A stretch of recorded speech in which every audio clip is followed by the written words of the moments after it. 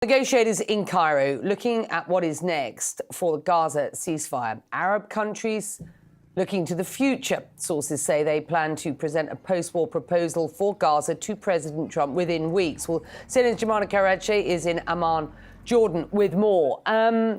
We know that Arab leaders are expected to gather in Cairo on Tuesday. The UAE's diplomatic advisor to the president here, Anwar Gargash, laid out their starting point to me when we spoke earlier this week. Let's have a listen.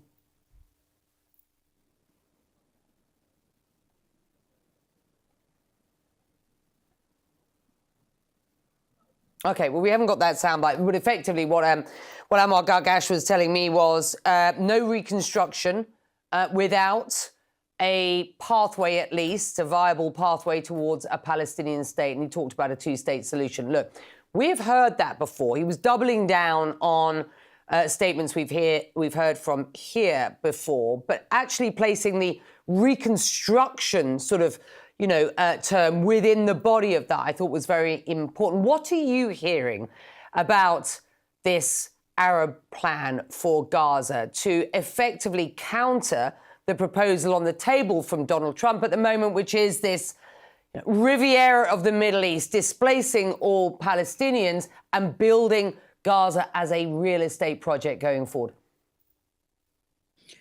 Well, Becky, it would seem that Arab states, Arab leaders are taking that proposal by President Trump very seriously and working really hard, it seems, to try and counter that plan with their own proposals. I understand from official sources here in Amman, you've had Arab officials, Arab leaders meeting. You've had a number of significant meetings that have taken place over the past week, different top diplomats meeting and discussing this plan. You also had that meeting that took place in Saudi Arabia a week ago, hosted by the Crown Prince, Mohammed bin Salman, hosting a number of Arab leaders there, including King Abdullah II of Jordan, as well as President Abdel Fattah al-Sisi. And my understanding, Becky, from these official sources is that there was a real consensus, a real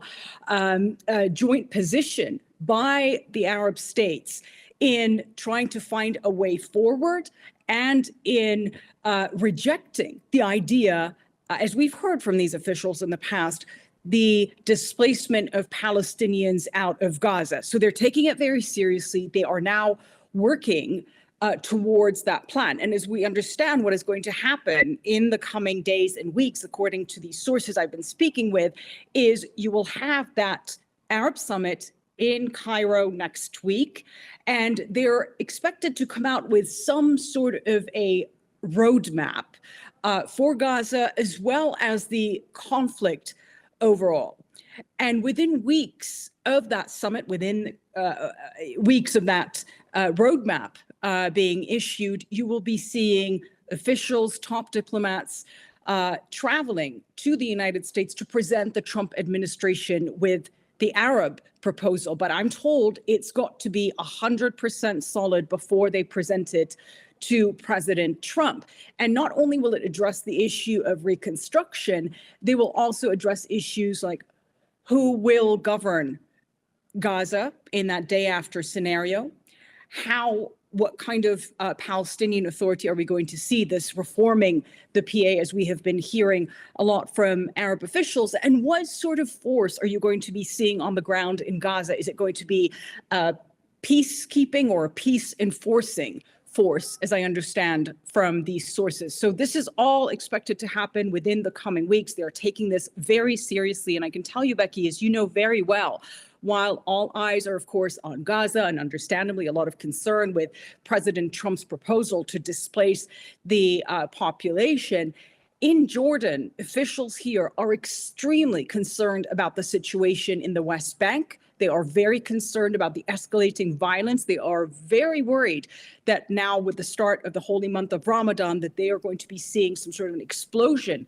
in violence there. They are worried about far-right Israeli extremists, they say, exploiting the current tensions, because, of course, this is always a very tense time. We have seen flare-up of violence in the past, but this year in particular, Becky, they are extremely concerned. And, of course, this has serious repercussions for Jordan.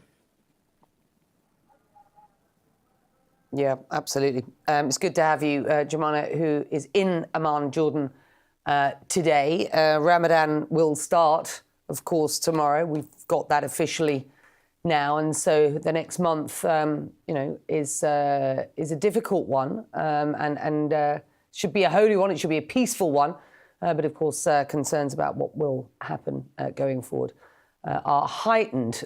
Thank you.